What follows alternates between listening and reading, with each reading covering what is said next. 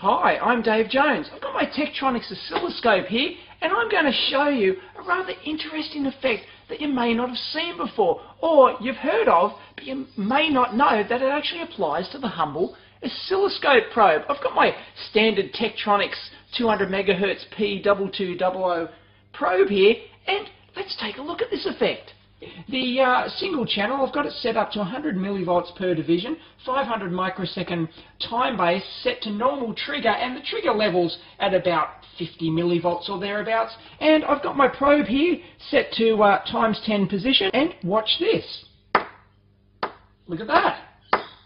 Look at that effect. I'm just gently tapping that probe on the desk there, and you'll notice that this will change a bit depending on the surface I've got. Obviously, if I tap it on the bench here, that's a hard surface, so that's generating a lot of G's into the actual probe itself. Now, if I put it onto the anti-static mat over here, which is spongier, it's a similar kind of response. It's it's the same frequency response, but the response is a little bit dampened. Now, one of the keys to this is the orientation, the physical rotation orientation of the probe when it actually strikes the surface like this. Now, if I've got this switch on the other side here, over here, that's the position that generates the most amount. Now, if I just rotate it so that the switch is on the top there, so I've rotated it 90 degrees, it still does it, but we get a different response and it is dampened.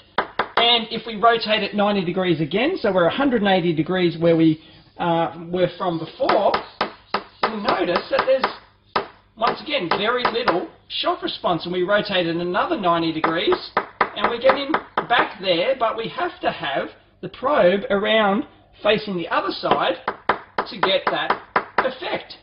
And if you're wondering if times 1 or times 10 position makes a difference, well, we'll put it on times 1 here, and we'll do it again.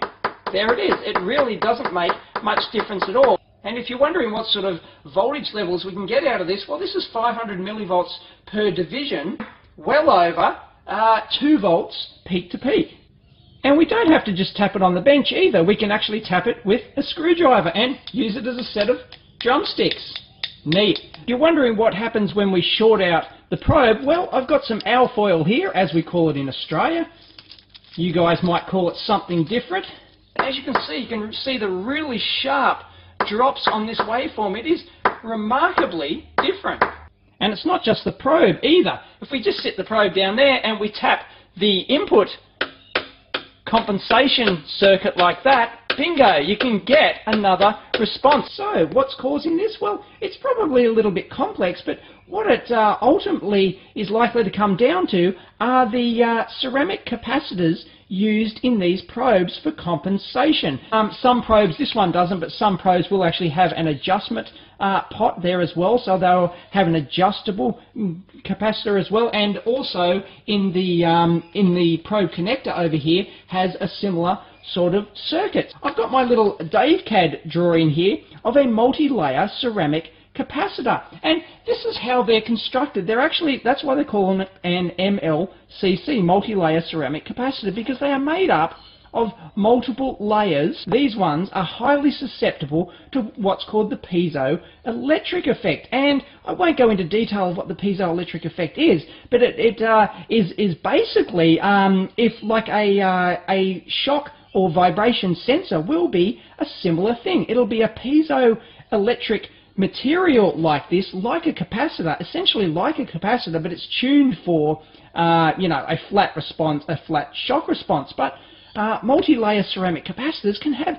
exactly the same effect. It's not nearly as linear, but it can certainly generate some high voltages, and it works both ways. If you apply a shock or a vibration into the capacitor, it will generate a voltage, but likewise it will also generate sound output if you input a specific frequency at a high enough level.